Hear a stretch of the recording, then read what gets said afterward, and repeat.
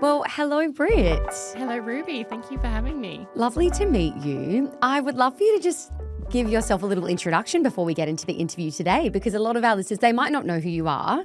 Yeah, definitely. My name's Brittany Stewart. I am a journalist, copywriter, and podcast in the beauty and culture space.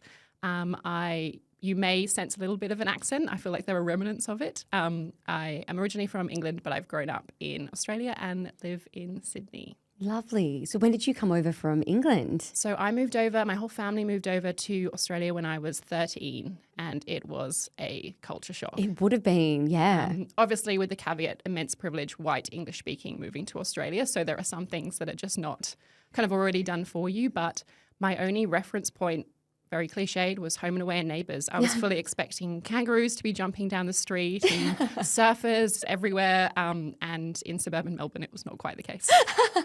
You know what? That is very quintessential Australian, though. I feel like anyone that comes over from like the UK or wherever is like, where are all the, kangaroos and bugs and spiders? And they are around, but not hopping down Swan Street here in Richmond. Thankfully not. Yeah. Well, welcome to Inherited. I'm so glad you could join us today.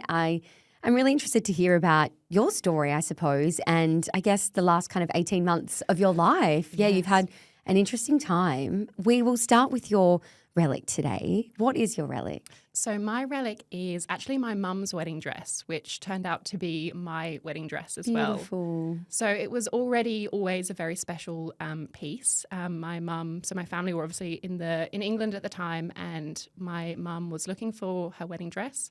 Her parents had recently passed away, so I think there was a bit of, so many of wedding rituals and things are around being with family. So it was kind of a bit of an interesting time for her. And she was walking through Liberty's, just in the evening dress section. It wasn't even a wedding dress, and saw this white lace, almost 20s style, long-sleeved with like the most incredibly flouncy skirt. Like you fully imagine like Ginger Rogers or Fred Astaire to be dancing around in it. Yeah.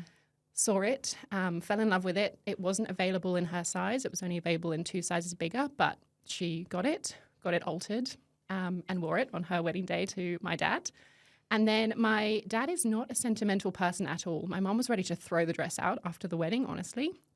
But Dad said, no, keep it. So it was kind of put in a bag and put in the loft or the attic until I was about 15. And obviously I had remembered, or there had always been wedding photos up in our living room. So I had seen this dress, and obviously your parents are looking very glamorous on the wedding day, not necessarily the version that you're seeing every day as a child. So I'd kind of like idolized this dress and this vision of my parents.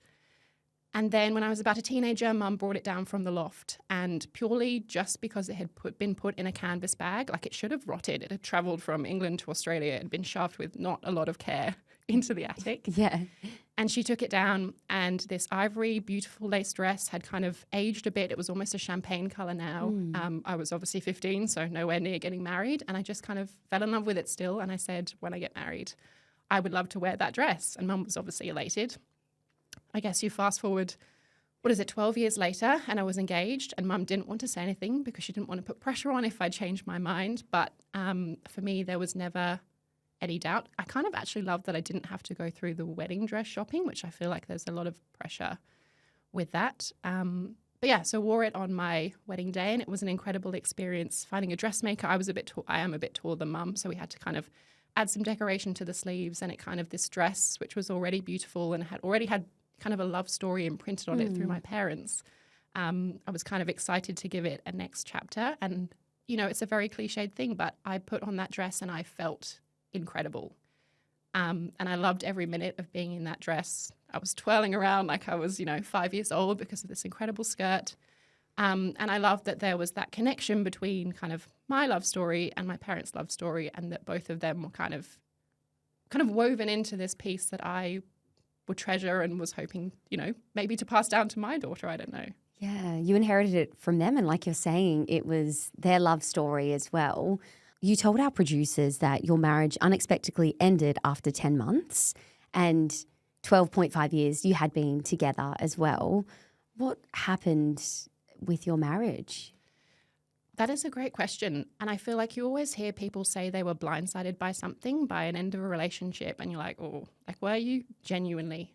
There was no conversation up until that point. And I think it was a bit of a complicated scenario because kind kind of throughout or around this time, my dad was diagnosed with cancer during COVID, esophageal cancer, and kind of was going through treatment. And then just before my wedding day, actually 2 days before my wedding day, had a seizure, and they found out that the cancer had metastasized in his brain. So there was 2 days up before the wedding. It didn't look like either of my parents were actually going to be there. Obviously, my dad had a big role to play. He was walking me down the aisle. He was giving a speech. And so even throughout these kind of wedding, these kind of two seismic things were kind of happening at the same time. And I think for the wedding, particularly for my dad, was something that he was kind of striving to be there for, and kind of was a thing that helped keep him going. Yeah. So somehow, despite Mum was saying that the hospital, all the doctors were like, you cannot miss your wedding, because they were in Sydney and the wedding was in Melbourne. They're like, we've got to get you to the wedding. All the nurses and everyone in the ward is kind of involved in getting him, saying you can go down and then you have to come straight back for surgery to remove this tumour in your brain. So obviously the wedding day took on like a very kind of poignant, because up until the day before, I didn't know if my parents were going to be there. Yeah.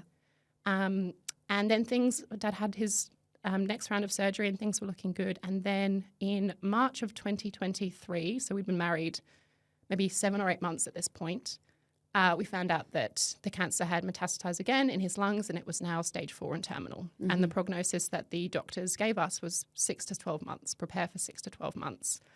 So my family decided, being from the UK, while Dad was able to, we were going to go back and kind of see his mum and his family and friends for, I don't know what, we didn't have an official term, but that was kind of an unspoken thing. It was kind of like a potentially goodbye. This might be the last time that he's able to see our friends and family. So my family went for 2 months. I just started a new job, so I could only get 3 weeks off. So I went over, and it was an incredible experience. Like, when you're older, you don't think you're going to get many family holidays again. It was incredible to be together, but it was an incredibly challenging time, because you're seeing all these people that you love, and there's this unspoken goodbye that no one is acknowledging as well, because it's an awkward and hard conversation. Yes. So I'd done this trip. It was incredibly hard. I was kind of very ready to come back and kind of be in my house, be with my husband, and kind of like re-bolster myself so I could be there for my family again. And it was the night that I flew back from that trip, straight off the plane. I changed my flight to get back home earlier because I'd landed a bit earlier, and walked into the apartment, kind of unpacked and got out. And then my husband kind of was acting a bit strange. We were talking a bit quietly, and then just kind of came out that he didn't want to be married anymore. So it was a complete blindside. Obviously, in hindsight, you can look back and see there are kind of signs that you weren't picking up on, but there was no conversation. I felt like the decision had been made and I wasn't part of that conversation. So it completely blindsided me and blew me out the water for sure. Yeah. How did you feel, I suppose, feeling so blindsided like that? You're saying you felt blindsided, but were there any other sort of signs that you did see it coming? Not that I saw it coming. Looking back, definitely. Yeah. A relationship is two people. Yes. And, you know, I've done a lot of work looking, because you just want answers, particularly when something surprises you so much and you're in shock. You're trying to work out, what could I have done differently? What if I'd said this? And I know hand on heart that I could not have done anything differently to change it. Yeah. And I take, you know, responsibility for my part in a relationship in terms of, you know, we got, as you said, had been together 12 and a half years since I was 16 years old. Wow. When you enter a relationship when you're 16 years old, you're not really thinking about values and aligned beliefs and all those kind of things that become a lot more important, or when you have more experience to kind of brace it. Yeah. So I think a big thing has also been, because it came out of the blue, and I think for someone to be honest with you, they also have to be honest with themselves. And if they're not willing, if they don't know the answers themselves, then they can't give them to you. Yeah. So it became a big lesson in closure as well, that it doesn't exist, that you can't get it from someone else. And sometimes you can only find it from yourself as well. Yeah. How did you find that closure for yourself? I think it's taken a long time. I don't know whether will ever have it completely, but I think part of it is kind of looking back at the relationship, you know, with a psychologist, with therapists, and working out the part that I played in it, in terms of if someone is not giving you what you want or you feel you deserve or what you want in a relationship, and that can be completely different in any relationship, you're entitled to set what you want a relationship to look like, and they're not meeting that, and then you decide that that's okay and you just accept that, then that's also on you as well, because I wasn't choosing myself in that relationship. I was prioritizing the other person. I think it is the most cliched answer, but you know what? Rewatching Sex and the City was so cathartic. That really helped me after a breakup I've had. I mean, it wasn't, a divorce that I was going through, but I feel like any woman can watch that show and just feel very seen. Completely. And I think this was the thing, and I think we might kind of talk about it a bit more, but being divorced at 29 while all your friends are getting married, it feels incredibly lonely. And you can say a divorce is different to a breakup, but actually it's the same feelings, whether it's a breakup of a few weeks or a few months or a few years. So there's comfort in the fact that it is such a universal experience. Yeah, feeling that loneliness as well. What was that like with friends around you at the time, getting engaged or married and then going through a divorce sort of in your later 20s? I guess it's not something that you see every day. Like, did you feel a bit of shame as well at first? Immense shame and embarrassment about it all, because I feel like, who you choose to marry or who you choose to partner with is arguably one of the most important decisions you can make in your life, because it shapes you in so many ways. And to feel like I had made a mistake or a poor choice, I felt so ashamed. I felt so embarrassed. And the thing as well is actually, like, it's not uncommon, even, anecdotally or friends of friends of friends I know of people in a similar situation. Yeah. But it's maybe because of the same feelings, it's not talked about a lot. So I felt like I was scrambling the internet trying to read or find experiences of people that had been in similar situations. And I did find those people, and I found incredible comfort just feeling seen, reading someone else's experience. Yeah. But I think as well that sense of failure and shame that I was really surprised by after our separation and throughout our divorce was that there was no element of my life that fear of failure and shame didn't influence, in terms of, because you feel like you've made such a mistake, you second guess and doubt all your decisions and choices in work, with friends, with family. Like it's everywhere, and it is so all-consuming, I think, as well. Yeah, about yourself and your life as well at that point. You were saying that you it put your values at front of face for you, about how you were feeling and what you, I guess, were willing to, what your standards were, I suppose. Did you sort of see a different side to this person that you hadn't seen all those years? Yes and no. I remember during that 3-week period, which was, a blur, I wasn't really eating, I wasn't really sleeping. I was just trying to desperately cling on to and fight for this relationship for someone who I really loved. And there were moments where I looked at him, I was like, I don't recognize you. I don't know this person at all. To be so intimately close and feel like you know someone so well, and then suddenly see them as a stranger it's confusing. But also, I think, again, looking back at the relationship, all the problems that presented themselves there were present from the beginning. And I think that's a common theme for a lot of different relationships, that if there's something fundamental that's there at the beginning and it's not solved, it's not going to go away. No, definitely. And I think as well at the start of a relationship, we can have our rose-coloured glasses on. I definitely have in previous relationships, and sometimes you have to take them off to look at, and nobody's perfect, like we're all human at the end of the day. But I guess growing up through your 20s, you do realise what your values and standards are. But when you love someone, that can be easily so blinded. And I think that's the thing. It's like what I've kind of come to realise is that, like, we did love each other. We had incredible love for each other, but love is not enough if there is not the values, if there is not the respect. And I think that's the thing. Again, kind of reading other people's experiences, the thing that, we talk about being blindsided. I felt discarded. I felt like just thrown away. And I think that was where that disconnect was, of someone who loves you, who literally 10 months ago stood up in front of all your family and friends and made these vows. It gives you whiplash sometimes, honestly. Absolutely. It would make you second guess yourself. And like, as you were saying before as well, if you're comfortable, do you mind sharing like the misalignment in values you realised you did have after the separation? Yeah, I think it was, again, like we really did love each other. I think as you get older, you realize how much our experiences and our upbringing kind of shape how you approach relationships. Yeah. And I think we'd got together very young. And I also want to say, like, you know, a lot of the time people think that marriages fail because, like, you're not trying hard enough, or you're going in different directions, or you kind of idolize the marriage versus the wedding. I feel like that's something you hear a lot. Yeah. And I feel like, at least for me, it was never about the wedding. I was so excited to be married. And I felt like a big part of that was acknowledging that, like, we had, you know, wiggled our way together. It wasn't necessary that we were always in the same path, but I felt we had always found our way back to each other. And when there is a willingness to grow on both people, like, you can do that. You can meet at a young age and you can grow together. I feel that it is the exception, and it's incredibly special and rare if that's what happens for you. But I think it was a difference in kind of what we value and what we wanted. And I think it was hard to acknowledge, because you are so desperately in love with this person and you've spent such a long time together, to actually realize that, all right, you know, I might prioritize family over money or career, or just kind of want to do things differently. And sometimes opposites attract and can work. And I think I'd kind of romanticized or normalized this element of, you can be so different and you can do different things.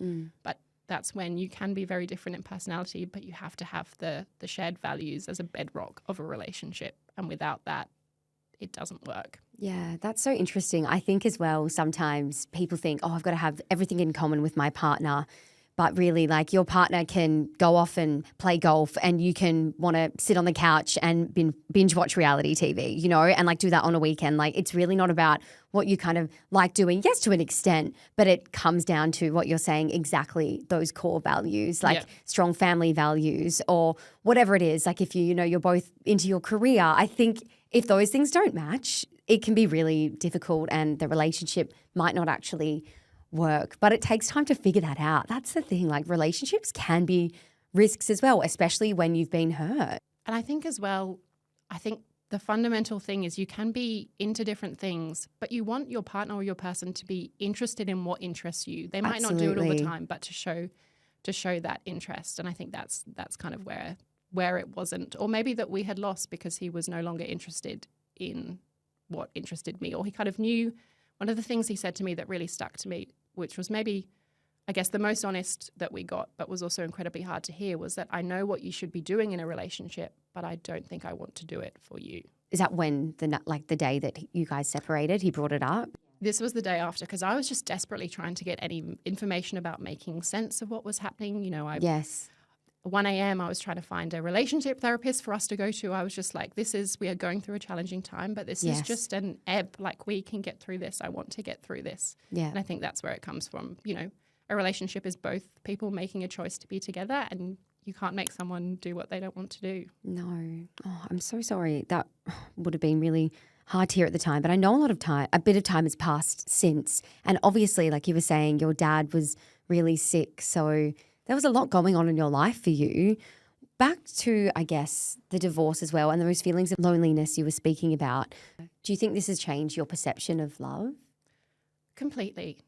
And that makes me both happy and sad, because I think I have always been, I guess, a bit of a romantic, but I would say a practical romantic, in terms of I wasn't, you know, under the illusion that every relationship is perfect and it's a fairy tale. Like, I feel like I was very aware of kind of the ordinariness of a good relationship, and it's not kind of romantic gestures. It's kind of the basic day-to-day of how you treat each other. Yeah. It's definitely changed my perception on marriage, which I think in a way has been freeing, because I think, you know, particularly for women, it's taught as this kind of pinnacle milestone moment in our career, in our life, that we're working towards.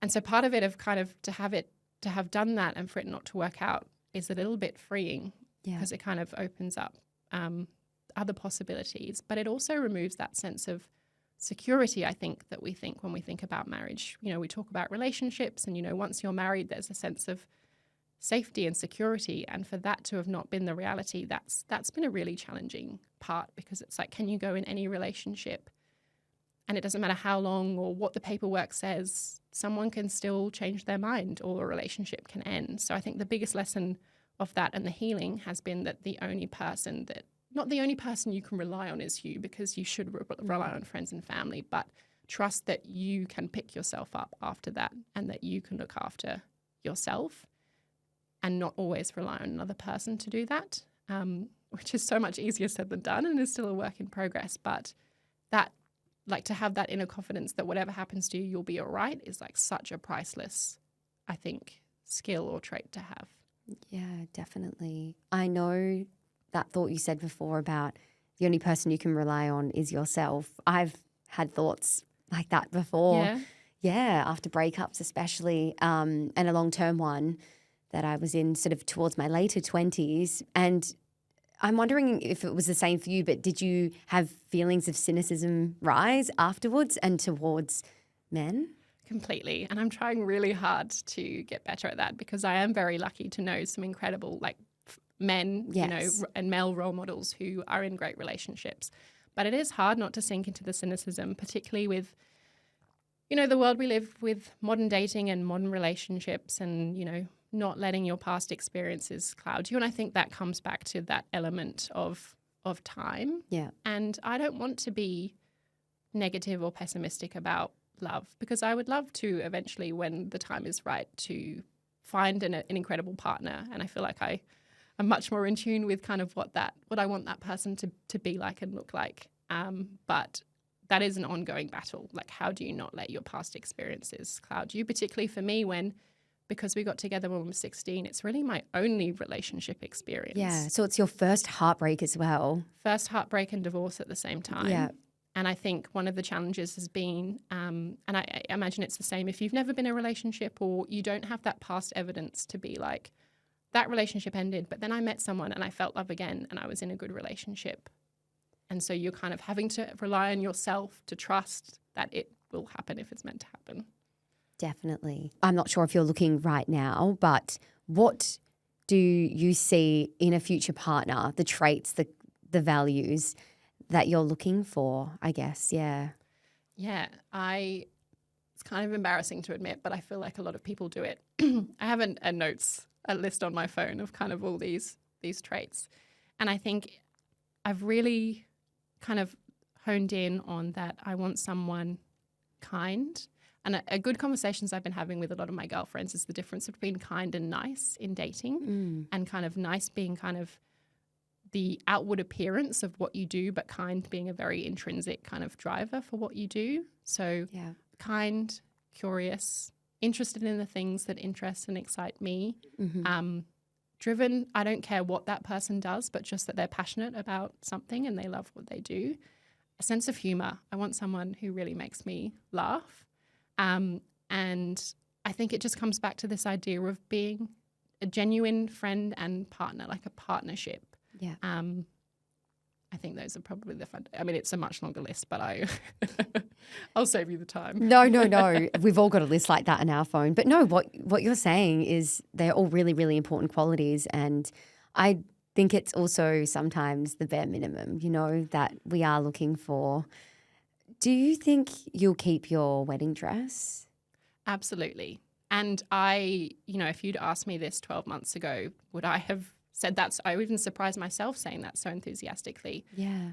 Because a lot of what I've done, particularly with the dress, is try and reclaim a lot of these memories. And for me, even when I can look at my wedding photos and it doesn't reduce me to tears because it was a magical day. I think of all the other love that was in the room at the time, and I think about how hopeful and excited I was. And I think that's the thing that I don't want to lose. So for me, that dress, yes, it was my wedding dress, and my marriage didn't end the way that I wanted to, but it's still special to me. It represents an incredible moment in time. It was my mum's wedding dress. And I don't know where, because obviously dress codes are a bit hard, but I would love to wear it again to something and kind of completely reclaim it back. Wow. Because I think that's the thing. It wasn't a wedding dress. It started off as just an evening dress. It's been a wedding dress twice, and it can be in just an evening dress again. Yeah. So this relic once represented love. What do you think it represents to you now, though? You know what? It still represents love. And I feel like it represents an even deeper and powerful love because of it. Because it's there's a sense of magic about it. And I felt amazing in it. And I think it's a symbol of love to me still. And I will never let it go. Yeah, wow. So you don't feel like any, I suppose, anger or hurt from what your divorce with the dress at all? It's still, yeah.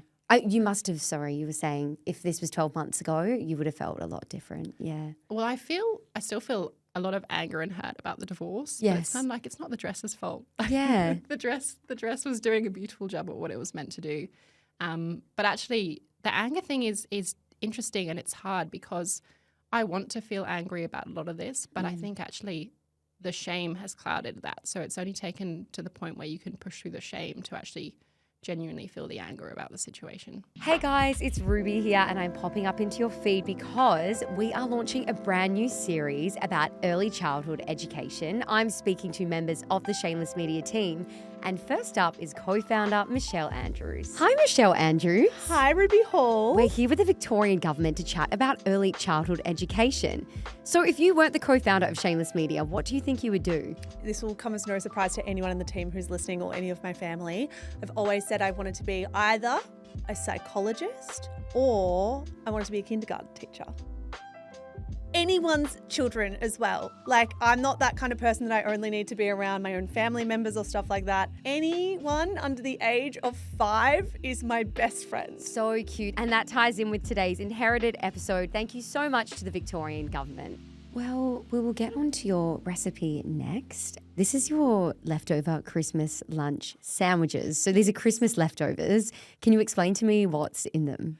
Yeah, so the only thing I love more than Christmas lunch, which is absolutely my death row meal, is the leftover sandwiches that we have like for dinner afterwards and for a few days as you're going through all the surplus turkey. So my background, I'm English, so we still have and maintained a very traditional English Christmas lunch. So in the sandwich, which has to be kind of just like your supermarket wholemeal bread, nothing fancy, no focaccia, no sourdough here.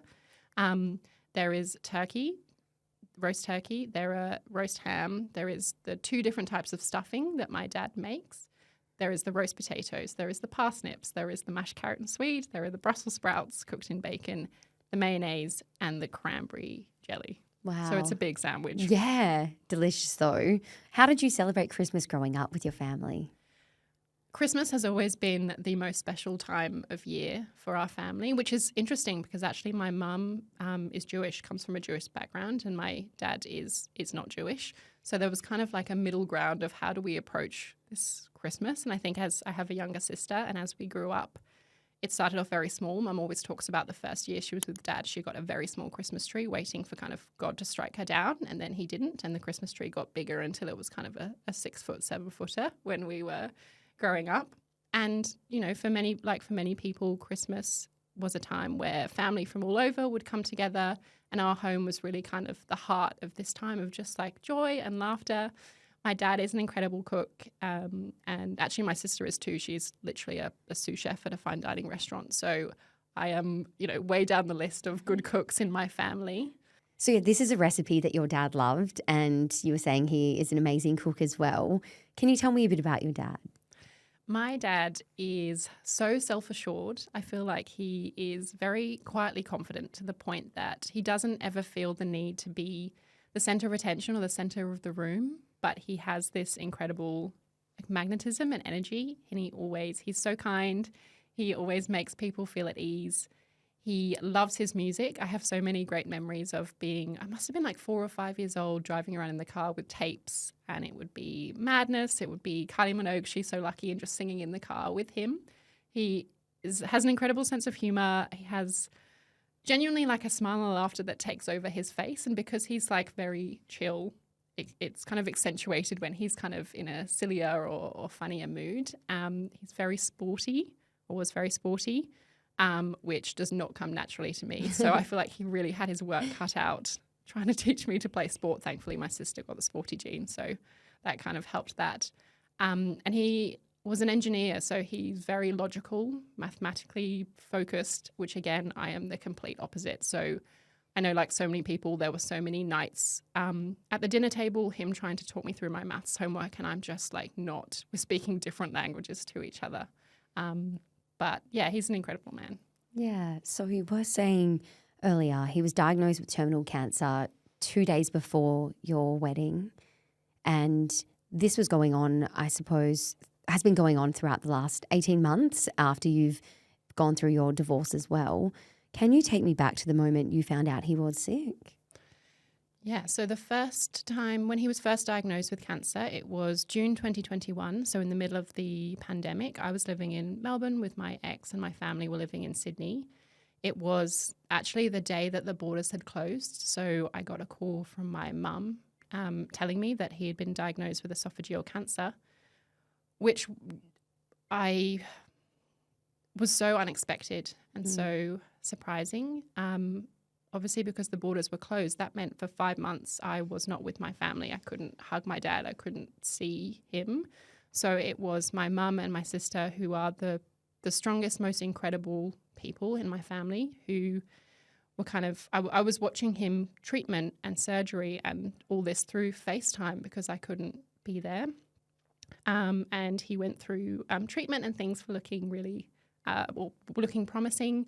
And then it was the 2 days before my wedding that they found out the cancer had spread to his brain. So it wasn't terminal at this point, but it was serious because it showed spread. Yeah. He then had quite extensive surgery to remove the tumour and then more treatment. And again, things were slow but still looking promising. And then it was March 2023 when during a routine scan, because he was having them every month or so, that they found out that it was stage 4 and it was terminal. And again, at this point, I was living in Brisbane where I had moved with my ex for his career. My family were in Sydney. So it was a FaceTime call again. And it's funny because you almost know that you can almost sense when the bad news is happening because it was a little bit of time after the appointment. So I knew it wasn't a phone call straight away. My mum and dad FaceTimed me and then they were making small talk. And I was like, this is unusual. Like, why are we talking about the weather? If it's just the news, say it straight away. And obviously they'd taken a little time to process it and said that it was stage 4, it was terminal, and potentially the prognosis was, we were being told to prepare for 6 months, maybe 12 months. And I just burst into tears. I was sat in my kitchen by myself, burst into tears. I quickly called my sister who was in the toilets at her work, who had just had the call, and we just cried over FaceTime together. And I think it was shock. It was, part of you when a parent or someone that you love is sick, it's always in the back of your mind that this is the possibility. But I think there's also, I don't know whether it's an ego thing, but you're like, it won't happen to me. Yeah. But it happens to lots of people. And so it is going to be someone at some point. So it was heartbreaking. Yeah. And you'd moved to Brisbane to be with your partner at the time. Yeah. So you were away from family. Yeah. Yeah. So that was kind of, I guess, the ongoing thing throughout the relationship and through this period of dad is that I was always living in another city, and that was incredibly challenging. So once dad had got the terminal diagnosis, we, as a family, decided to go to England and do our goodbye tour. Yeah. So since you've come back, how is your dad going? It is really strange and challenging. Obviously, the most brilliant thing is that he's still here. It's 18 months and he is still with us, which is incredible. And I feel so lucky because you will never have enough time with the people that you love. But it is such a strange thing to navigate. And I didn't know this term until I was talking to my psychologist, but this idea of anticipatory grief, which is the grief that comes usually, if you find out someone that you love or that is unwell or is terminal, but it can be the loss of many things, kind of anticipating that loss before it happens. And I kind of think about it, it feels like the biggest imposter syndrome because my dad is still here. I cannot relate. I cannot put myself in the same kind of bucket as people who have lost people that they love or parents. Yeah. But I no longer relate to the person who wasn't worried about their parent being sick. So you feel like you're in this middle ground or this, I'm actually not a theme park rider, but it's what I imagine like a drop tower feels at a theme park. You're constantly stuck in this point of anticipating that the bad thing, and it's not catastrophizing because you're like, oh, this thing won't happen. This thing is going to happen and this thing is going to happen sooner rather than later. Yeah. So it's just there's so many conflicting kind of shades of grief or guilt about this situation that you have absolutely no control over. And I think the struggle as well, like I became quite fixated on time because you have this prognosis of 6 to 12 months with dad. I was only married for 10 months. I didn't make it to a year. There's all these like months and countdowns. And when you're going through a heartbreak, whether that's of any kind, you just want to move forward. You just want to fast forward to the point that you feel healed or better. And for me, it was like, for me to fast forward to that point, I skip this bit, which is maybe the only time that I have with dad. So it's constantly feeling stuck in the present when you're just trying to race to the finish line. Yeah. And the thing with anticipatory grief is the only thing that ends the anticipatory grief is the grief of the thing actually happening. And obviously you don't want that to happen as well. So you're just, it's hard. And again, it's one of these things that feels so taboo to talk about.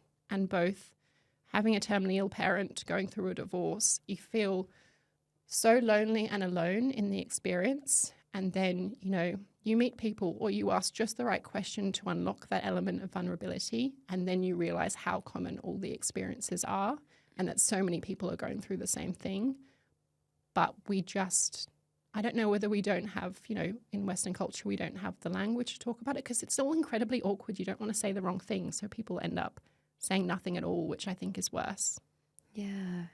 Is it weird that because of obviously this terrible thing happening, your ex leaving you and your marriage ending, but that you were then able to spend more time with your dad and move back to Sydney? Completely. And I've oscillated because I don't feel like grateful for my marriage ending or how my marriage ends. I think I could have learned those lessons in a much easier way.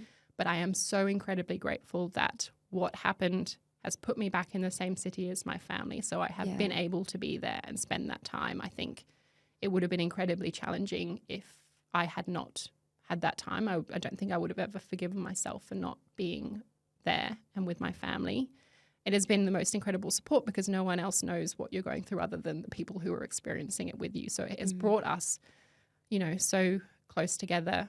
And I think because I was only in Brisbane because of my ex, I don't think I actually remember making the choice to move to Sydney, but it was the obvious option because it's where my family was. And I'm so grateful that particularly, I guess, that's when family and friends rallied around and kind of made that decision for me almost, but it brought me back to a place where actually, despite all the challenging things that are going on, I feel I have never felt more that I'm in the right place and where I'm meant to be and closer to feeling like it's very cheesy, my true self, do you know? Like I feel more in touch with myself than ever before. Yeah, absolutely. And because you did move, you were saying, did you move because of your ex and his career to Brisbane as well? Yes. So there's also that element of sacrifice that you did make for somebody else too at the time. But the silver lining is that it did bring you back home, like to be with your family and your dad throughout this really hard time. What did your dad say when your marriage ended? It comes down to that quiet confidence thing, and he is a man of a few words. And I think the worst thing he said to me about it was just that, you know, he's shown himself not to be a gentleman. And, you know, which sounds quite soft, but is actually quite cutting from my dad. And I think the challenge as well is obviously around the wedding and when dad was sick at the time, obviously as well, but wasn't terminal. Or even when we're in the UK, there were conversations, we kind of sat down as a family because we had questions that we wanted to ask dad about things. And that was a confronting conversation. But one of the things that he said that became kind of really poignant was he felt some element of peace knowing that I was looked after, that I had found my person and that he kind of didn't have to worry about me. So there was guilt on my end, you know, not that he had ever made me feel that, but I was like, I'm sorry, Dad, that this thing that was giving you comfort, like, hasn't worked out. But my dad hates being the patient. He hates being the center of attention, which obviously when you're going through an illness, you are. Mm-hmm. So in some ways, when my marriage broke down, he was able to kind of reassume the role of the caretaker and being my dad and looking after me in different ways because, you know, had he not been sick, he would have been the one that would have flown up and helped me pack, but he wasn't able to do that. So I feel like there were lots of other ways where he was just being my dad and being there for me. And it was hard, but it was special. Yeah. And I think as well, a relationship, and especially when you get married as well and you really settle down together, it does take up a big portion of your life. You know, you do most things with this person. You've committed to each other. You still have your own lives, of course, your friends, your career and your family. But I guess stripping that back and then being able to be so present there with your dad would have just been really, as I said before, the silver lining in it all.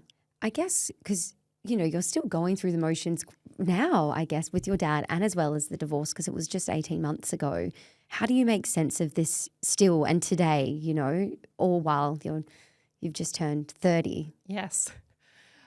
It does make me laugh sometimes in kind of a dark laughter kind of way that you talk about, you know, sometimes 3 of the most stressful things that can happen to you are like divorce, death and moving. And I've had variations or elements of all of those all at once in a very short period of time. And, you know, even with the divorce, because we have to separate for a year, I've actually only been divorced a couple of months. So there's officially. So it is an ongoing process. You keep trying to find meaning. You know, there's this idea of Saturn returns towards the end of your 20s that promises to shake things up. And by God, did it shake up my life. But I think if I try to put a positive lens on it, which I do feel most of the time, because I do feel like I'm in where I'm meant to be. I hate how I got here, but I do feel like I'm where I'm meant to be. Yeah. Is that it was the kind of universe had maybe tried to give me signs along the way and I'd looked the other way and ignored them. Yeah. And so it got to the point where it was like, right, this is the only way that we can kind of realign you to some things. And I'm not like a particularly spiritual person. I mean, I love reading my horoscope, but I do, you do kind of like lean into those things. So I just feel like I'm in a better place because of it. It brought me back to my family. It brought me closer to, you know, my dad and friendships, and just kind of completely reshaped the way that I look at things in a challenging way, because it has been an isolating experience in some ways, but also in a really positive way as well. Yeah. It takes a lot of strength to see it from that positive lens. And I know that wouldn't have happened overnight, you know. Did you feel as well with the divorce now being settled for a couple of months, as you just said, like you went through that separation period for 12 months prior, was that correct? Yes. Do you feel different now that the divorce is settled?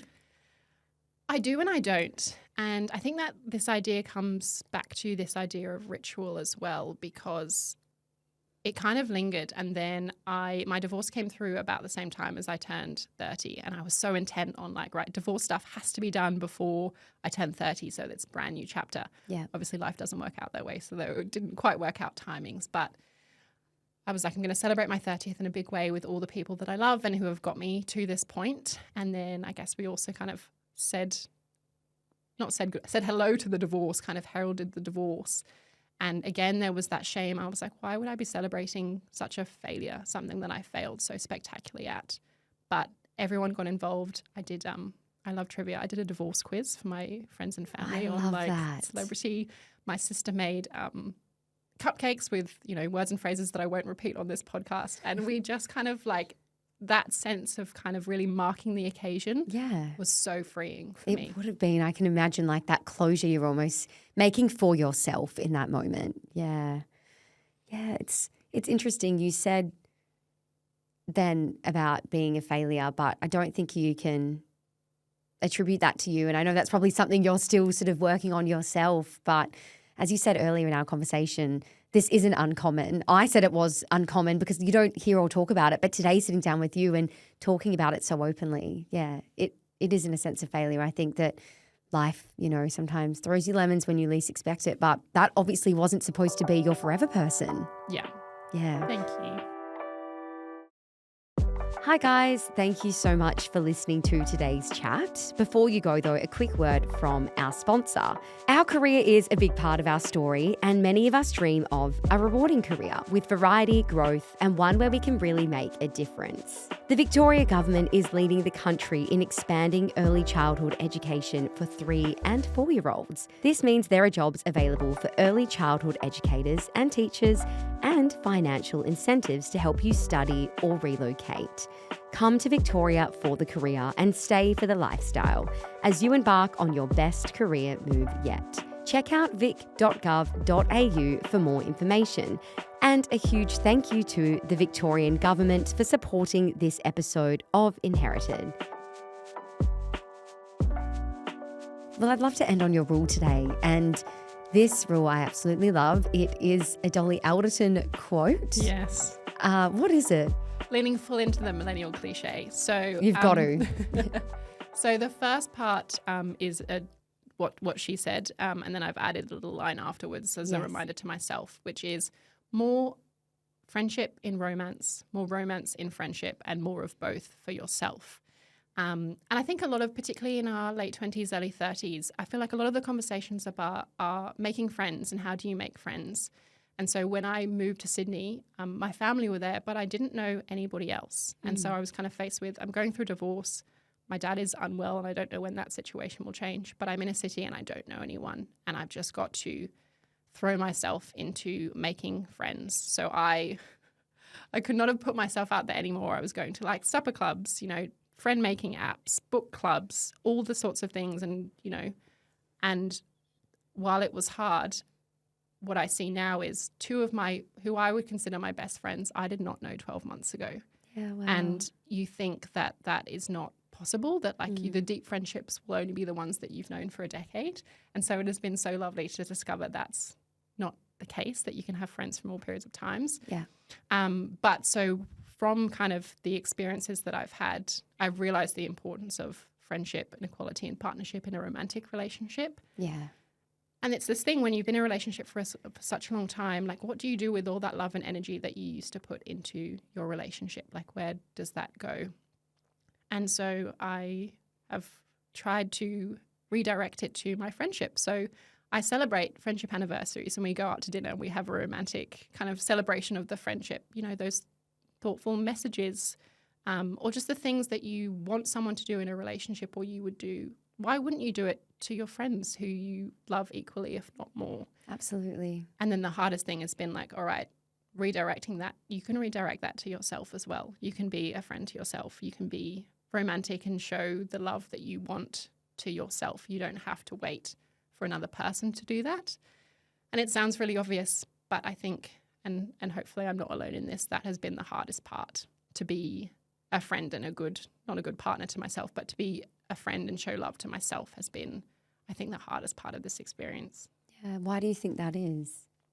I think it comes back to that sense of shame and failure, and that maybe you don't deserve it. Maybe your marriage ended for a reason. And that's just that idea, that shaking off this idea that you have to get that validation externally and that no one has to prove to you that you're worthy of love or anything that you are after, that you can just say and decide that you are worthy, or just by default, as human beings we are, but kind of just reshaping that way we think and frame about relationships and love, and that you can do it for yourself. You don't have to wait for anybody else. Yeah. And I think in society there is such an emphasis put on romantic love and finding our person. Sometimes we forget that platonic love is just as important, and the love we have for ourselves. But it sometimes can be hard to really love ourselves when maybe someone else isn't showing us that they love us. And I don't know why it's intrinsic within us, but as human beings, we're very critical on our own selves. And yeah, I completely resonate with what you're saying. And I really love the first bit of this rule, more friendship in romance. And I love how you was making that for you in your life. Moving to a new city as well, after going through your divorce and then your dad being so unwell, it would have been really, really hard, because moving anywhere is hard when you don't know many people. So I can't imagine for you, you would have really longed for that sense of connection. Yeah. Yeah, and it was a challenge. And obviously, as we said before, I had just moved to Brisbane. I had just been doing the same thing in Brisbane when I had moved, just under a year before. Yeah. And I really, it kind of feels embarrassing to say, but I really was trying. I was treating making friends as a part-time job and making it, putting that energy in. And I think it made a difference. It also pushed me so far out of my comfort zone. I'm an introvert. And so the thought of, being that person that goes up and says, the unspoken rule is, hi, I'm Brittany and I would like to be your friend. Like, you're going straight back to the playground at school. Yeah. But it's this common theme. So many people are feeling the same way. And I have met so many incredible women and people who you don't need to have all this history with. You connect on one thing. And I actually, a couple of months in, because I'd met a few different people in a few different places, I then had a dinner party at my house and I invited all these people that I had met. And now they are like friends independent of me. Yeah. And so it was just realizing that everyone is in a more similar situation than you think, and not being afraid to put yourself out there, which is still a work in progress. Like, it's easy to say, but I still find it hard to do. Absolutely. Do you think you were friends with your ex? You were talking before about the sentiment of more friendship in romance as well. Yeah. I did think that I would have considered him one of my best friends or close friends in terms of the time we spent together, what you shared and what you talked. But I think in this, when you then compare that friendship to the friendship I have with my female friends, and it pales in comparison. And I think, my friends have shown me the true meaning of friendship and also the true meaning of love. And it's this idea that, when I go back to my wedding day and I remember being in this bubble of love, and I was in that bubble of love. And it was the people that, were there for me when I said I do. Yeah. But the people who were there for me when he said I don't anymore, and that, I'm forever grateful for that. Absolutely. Do you think that this is the missing piece of relationships in our 20s sometimes, being best friends with our partners as well? I know I can reflect and look back and think, were we actually friends? Did I just like you and love you? Was it, intertwined with lust as well? It's interesting, the older I've gotten, I've really gone, I want the person that I end up with to be my best friend, and actually have a friendship, be my mate, and like them as a person. Yeah. Yeah, that friendship and that respect is really important. But I think it is as well, is that I almost don't want my future partner to be my best friend. No. Because I think it comes back to that one person can't be everything. You can't rely on that person. So one of my best friends, but I have so many other best friends as well. And that pressure to put on one person to be everything in romance and friendship is also kind of a recipe for disaster as well. And that's been a lesson. Yeah, absolutely. No, I completely agree. I think as well, there are some things that we can just get from our friends, our girlfriends especially, that I have never been able to get from a romantic partner. We connect on a different level, and they will be there through many of life's ups and downs. And that's not to say that, like you're saying, our romantic partners, they don't need to be everything for us. It's like anyone you have in your life, You've got different people for different feelings and emotions and experiences you go through. And that can be really hard to learn. I think as well, this is something throughout your 20s that you do sort of figure out along the way. Completely. And that idea of best friend or soulmate, that can be platonic or it can be romantic. Absolutely. Yeah, that's so true. Tell me about other ways you've rebuilt your life, I suppose. Yeah. I think it's going back to basics and remembering what it is that you like to do. So much of the time you kind of have an idea of the things that you like to do, but for some reason you censor, or you say you find reasons not to. Not being in a relationship anymore, although we both did have a great level of independence. I never felt like I couldn't do anything when I was in a relationship. Yeah. And part of the weird thing about realizing was, in terms of, I always went out and did what I wanted to do. If there was a show that I wanted to see or something that I wanted to do, if a friend didn't want to go and he didn't want to go, then I would go by myself. So part of the surprising thing has been, in some ways my life hasn't changed being single or being in a relationship. And I think that kind of amplifies some things that were missing in the relationship. Yeah. But it's prioritizing friends and family. It's going back to basics in terms of working out. Because the future that I had visioned, or not even envisioned, that I was building, it suddenly doesn't exist anymore. And you have this big blank page and space. And that can be terrifying, but it was also super exciting. And I don't feel like I have worked out, I filled that page, I know exactly, I don't know what the next 6 months, year, 2 years, 5 years really looks like. But it's been the biggest lesson for me in all of these things, about leaning into the uncertainty and realizing what you can and can't control, and taking the lead with what you want. Yeah. But also being kind to yourself as well, of not knowing all the answers, not feeling fully healed, not rushing through. Yeah. Definitely. Taking your time. Do you think you like yourself more out of this relationship than it? Hand on heart, completely, yes. It's funny looking back at photos, and this has been the thing as well with modern relationships on social media of, suddenly you have wedding photos on your profile and then suddenly they disappear. And not that I think anyone is sitting around being like, oh, what happened with our relationship? But you do think about the outward presentation. Of course. And the weird thing is that when all these awful and traumatic and horrible things were happening, I also felt happiness in moments as well. There were genuine, joyous moments when I was making new friends, when I was going out and doing all these things that I had put on the back burner before.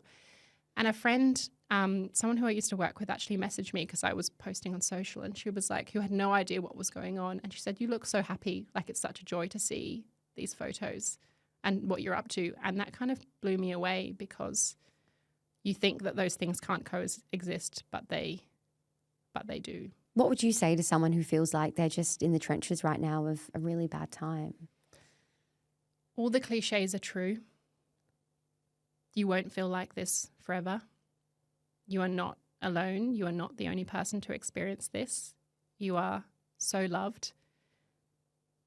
And I guess it's divorce specific, but a creator that I follow who made really great videos was that getting divorced sucks, being divorced doesn't. And it is so true, because it's just that process is hard and it will always be challenging. But once you're out the other side, like, things are so much brighter. There is so much more possibility. There are so many opportunities. And I think for me as well, what was helpful was I never mourned or never was like, oh, I mean, I thought he made a mistake, but I was never like, I want him back. I knew quite quickly that that was done. And so it was just, how do I get through this period and get through to the other side? And it takes time, but it's so worth it. Oh, thank you, Britt. I think that you just put it perfectly then. And you've gone through so much, and not, it hasn't been a long time, but your optimism and the way you're looking forward, that's it. These things happen to us, but also, like you were saying before, there is excitement in like what's to come. And yeah, you've just made the most of, an unfortunate situation, but yeah, you should be so proud, seriously. I think a lot of people listening who have gone through similar experiences, and to, simultaneously be by your dad's side, who's quite unwell as well, while finalising divorce, it's not easy. We do end Inherited on one final question. What are you passing on? Is there something that you would like to pass on, whether it be a physical object or a sentiment, a motto, and who would you like to pass it on to? I tried to outsource this because I felt like this was an impossible question, and a brilliant question. And I, went through a few physical objects, but I think what I landed on when I spoke to friends and family that I trusted to give me a genuine thing of what they thought I had that was worth passing on. And it kind of ties to that last point, which was, we don't choose change, but we choose how we deal with it. And one of the things that I've learned about myself, or that people commented on, was that I hadn't chosen the change that had happened, but they admired how I had risen or faced the change head on. And that felt important to me, and something that I would like to pass on, to future children, or just friends and family, people that I love, or anyone, because it's not something that I feel comes naturally to me. It's not easy. And at times I've hated every minute of having to do that, but being able to do that, and making the best of a situation, even when it's not a situation you've chosen, I feel has literally got me through. So if I could pass on a trait or a feeling, I think that would be it. Lovely. Thank you so much, Britt, for joining me today on Inherited. Thank you for having me, Ruby. You've been watching Inherited. And just a quick one, we are a new show, so if you want to help support us, make sure you click subscribe on YouTube and hit the like button right now as well. It's how we grow our audience, and it's really the best way for us to continue speaking to incredible guests. We'll be back with another episode next Tuesday. I'll see you then.